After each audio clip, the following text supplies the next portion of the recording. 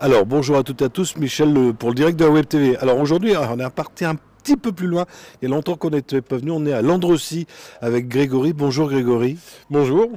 Alors, vice-président de l'association Les Percos de la Sambre. Alors, moi qui ne suis pas de Landrecies, c'est quoi les Percos de la Sambre?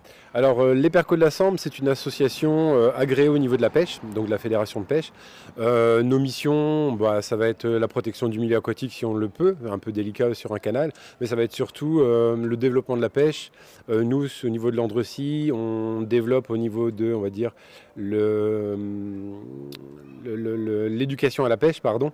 Donc, on a une école de pêche, on a une quinzaine de jeunes qui viennent tous les mercredis, une semaine sur deux, et on essaie de leur apprendre le b.a.-ba de la pêche, ainsi que la base pour protéger le milieu aquatique, faire les bons gestes au niveau des milieux aquatiques. On peut commencer à quel âge pour apprendre la pêche? 8 ans. On prend des jeunes à partir de 8 ans. En dessous, c'est un peu compliqué, ça deviendrait de la garderie. Mais entre 8 et 14 ans, c'est des jeunes qui sont un petit peu plus ouverts, un petit peu plus, on va dire, concentrés sur ce qu'on va leur apprendre. Et puis, voilà, ils vont prendre plus de plaisir à ce moment-là, quoi. Alors, on parle toujours de budget pour les enfants. Ça coûte cher de venir chez vous pour apprendre à pêcher?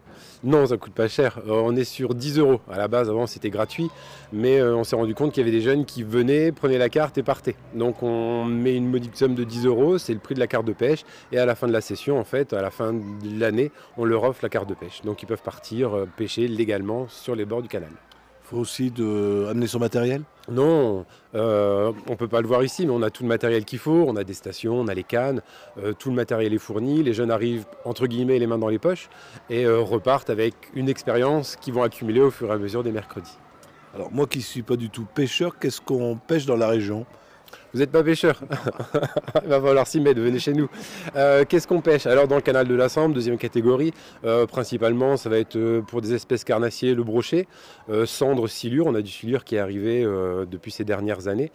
Et après au niveau des poissons blancs, ça va être gardon, rotangle, ablette, carpe aussi. Donc voilà, tous les poissons qu'on peut trouver aussi dans les étangs. J'ai un ami qui pêche souvent, qui va sûrement regarder si ça l'intéresse. Vous êtes comme lui, vous remettez tous les poissons à l'eau à la fin de la session de pêche ou vous les mangez, je ne sais pas. Non, on les mange plus. On va dire que maintenant il y a les magasins qui sont développés pour, donc on n'est plus sur le chasseur-cueilleur comme l'homme était avant, quoi. Donc on va dire que sur les pêcheurs, il va y avoir 5-10% des pêcheurs qui vont garder leurs poissons. Les poissons principaux qu'ils vont garder, ça va être le cendre ou le brochet, poisson carnassier. Mais voilà, il y a très peu de pêcheurs en fait qui ramènent leurs poissons. Alors Grégory, on vient vous voir aujourd'hui. Alors on a parlé un peu de pêche, mais c'est pas du tout ça. Vous organisez un loto. Oui, tout à fait.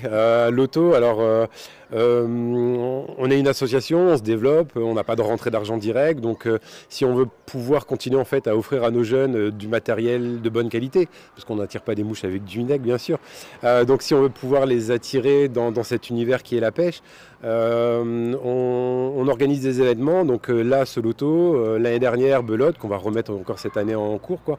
Et donc voilà, cette année le loto, on espère, alors l'objectif principal c'est quand même faire rentrer de l'argent dans l'association, mais ça nous permet aussi de nous faire connaître, de faire connaître aussi notre activité, parce qu'on va forcément parler un petit peu de pêche aussi à ce moment-là. Faire présenter notre association aussi, mais le but c'est quand même de faire rentrer de l'argent dans notre association. Alors ça va se passer quand et à quelle heure? Alors ça va se passer, donc ça va être un dimanche, donc ce sera le dimanche 15 septembre, ouverture des portes au matin, les inscriptions seront déjà faites par téléphone, donc vous trouverez sur la page, sur la publication, le numéro de téléphone auquel il faudra vous inscrire. Il y aura quand même la possibilité de venir sur place même si vous n'êtes pas inscrit, mais on sait que c'est un événement où les gens viennent, voilà, qui est fortement demandé, donc c'est pour ça qu'il y a une préinscription qui est faite si vous voulez être sûr d'avoir une place dans la salle. Alors, je vais même vous aider, il faut se réserver auprès de Véronique, je dis juste son numéro de téléphone, c'est 06 07 89 72 80 et je le remettrai dans les commentaires. Ça va se passer où le loto?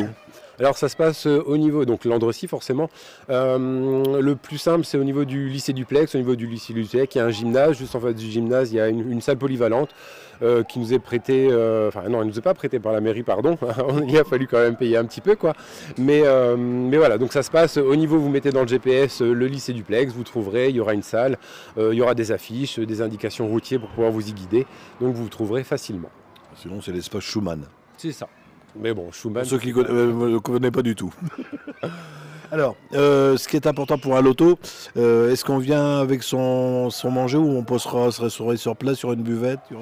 Il y aura tout sur place, ça dure quand même une grosse partie d'après-midi. Si chacun amène son pique-nique, je pense que ça va être un petit peu compliqué de le garder sur place et surtout frais.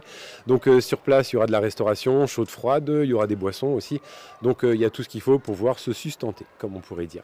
Alors, ce qui est important pour les joueurs de loto, c'est qu'est-ce qu'on gagne? Qu'est-ce qu'on gagne? Forcément des bolos. Comme je reprendrai l'expression que j'ai dit tout à l'heure, on n'attire pas des mouches avec du vinaigre. Donc il y aura des bolos, alors il y a des bons d'achat. Et il y aura aussi, alors les deux plus gros lots, je pense qu'on va citer ces deux-là, c'est un robot ménager, donc plus besoin de s'embêter à passer soi-même la serpillière, ça le fait tout seul, quoi. Et il y aura aussi une belle télé qui permettra de regarder des activités pêche. Oui, chasse et pêche à la télé. C'est ça. Mais Grégory, je pense qu'on a fait le tour. Je vais vous laisser le mot de la fin.